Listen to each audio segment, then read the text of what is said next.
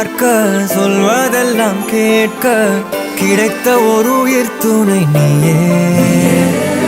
என் சிரிப்பில் பாதி என் துயரில் பாதி பகிர்ந்து நீ அருந்துகிறாயே. எல்லாமே